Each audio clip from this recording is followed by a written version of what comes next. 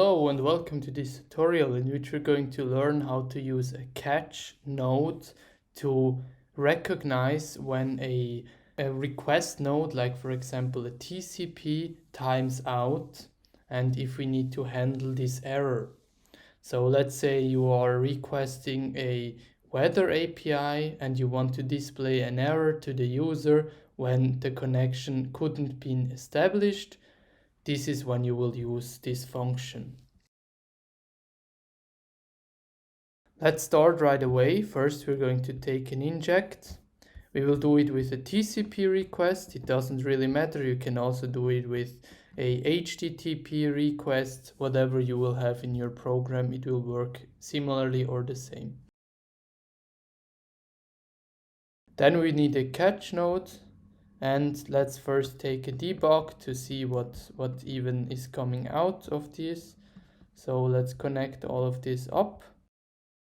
Then double click on the inject node, make a repeating inject. So every 1 second this inject node will fire.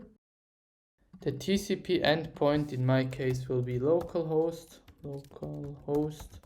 And I will select the port which I know will be blocked, so this port will cause an error. Down here the catch we will limit to only one node, and in particular it will be our TCP node, so the one which will make the request. You see the outline over here when I hover over it. This will be the one that we will need to read from, the errors, and here we will read out the complete MSG object. Let's deploy, and once we deploy we can see errors are starting to come in from here. So these errors getting sent directly to our catch node. Let's cut here quickly so we don't get our whole debug window full of messages, and then we will make a function which will be able to recognize when this node disconnects. For that we will use a change node. This change node will set a bit in our program in our flow variable context. So it's like a variable which is valid in the whole flow. This will set this variable to true if it's connected and to false if it disconnects. Let's add a change node from the left hand side and double click on this node.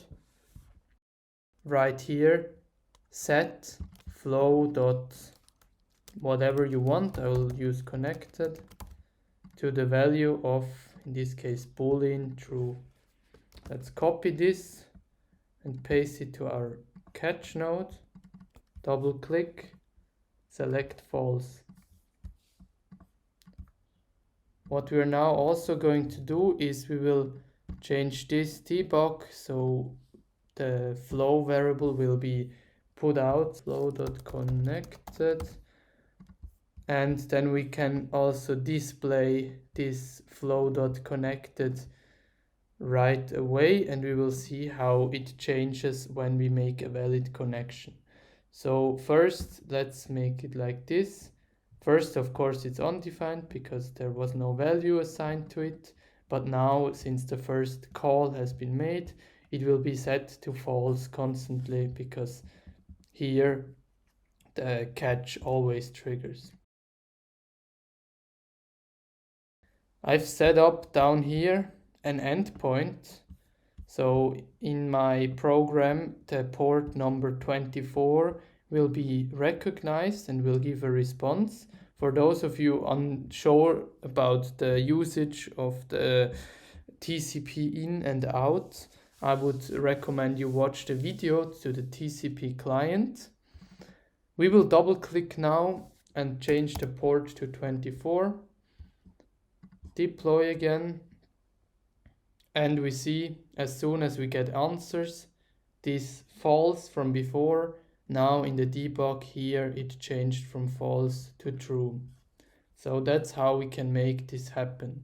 If we now, of course, we cut out this endpoint, we will have an error again, and we will have a boolean which is false again, and we can handle our program accordingly. Thank you for watching this tutorial.